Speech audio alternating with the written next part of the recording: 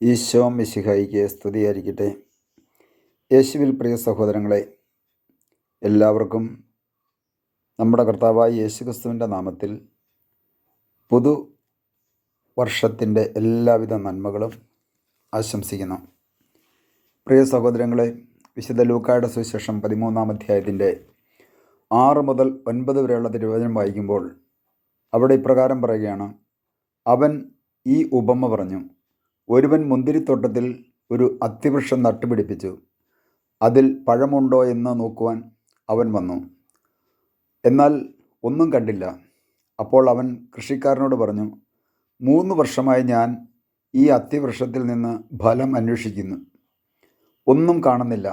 അത് വെട്ടിക്കളയുക. എന്തിന് നിലം പാഴാക്കണം? കൃഷിക്കാരൻ അവനോട് പറഞ്ഞു, യജമാനനെ, ഈ വർഷം കൂടെ അത് നിൽക്കട്ടെ. ഞാൻ അതിൻ്റെ ചുവട് കിളച്ച് വളമിടാം. മേലിൽ അത് ഫലം നൽകിയേക്കാം. ഇല്ലെങ്കിൽ നീ അത് വെട്ടിക്കളഞ്ഞുകൊള്ളുക. പ്രിയ സഹോദരങ്ങളെ, ഈ ഫലം തരാത്ത അത്തിവൃക്ഷം, നാം നമ്മിലേക്ക് നോക്കിയാൽ നാം ഓരോരുത്തരുമല്ലേ ഈ അത്തിവൃക്ഷം. ഈ മുന്തിരിത്തോട്ടം എന്ന് പറയുന്നത് യഥാർത്ഥത്തിൽ തിരുസഭയല്ലേ?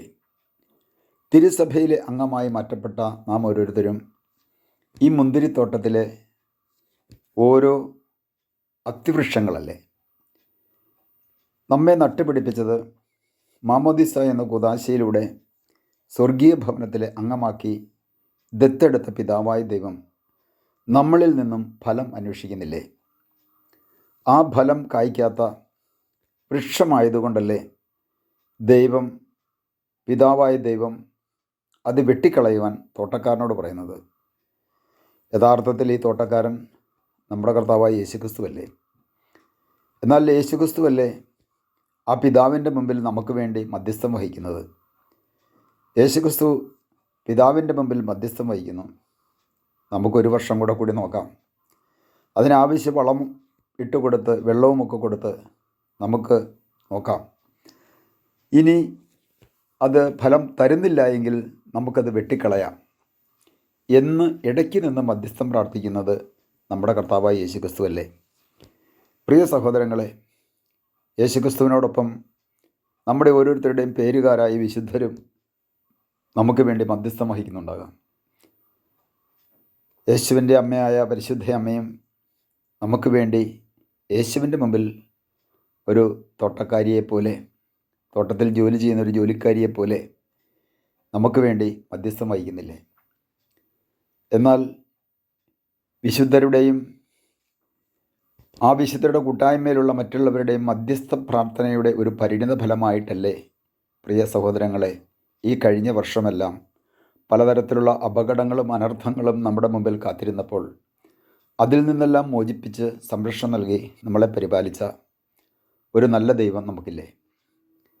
എല്ലാ മേഖലകളിലും നമ്മളെ കൈപിടിച്ചുയർത്തിയ, പല മേഖലകളിലും വീഴ്ചയുണ്ടായപ്പോൾ തള്ളിക്കളയാതെ ഹൃദയത്തോട് ചേർത്ത് വെച്ച് സമൂഹത്തിലുള്ള മറ്റുള്ളവർ നമ്മെ ഓരോരുത്തരെയും തള്ളിപ്പറഞ്ഞപ്പോൾ, നമുക്കെതിരെ ദുഷിച്ച് പറഞ്ഞപ്പോൾ, നമ്മളെ ഒറ്റപ്പെടുത്തിയപ്പോൾ, നമ്മളെ കുറ്റപ്പെടുത്തുകയും കൂക്കുവിളിക്കുകയും ചെയ്തപ്പോൾ ആ ഹൃദയത്തോട് ചേർത്ത് നിർത്തിയത് നമ്മുടെ കർത്താവായ യേശുക്രിസ്തു അല്ലേ?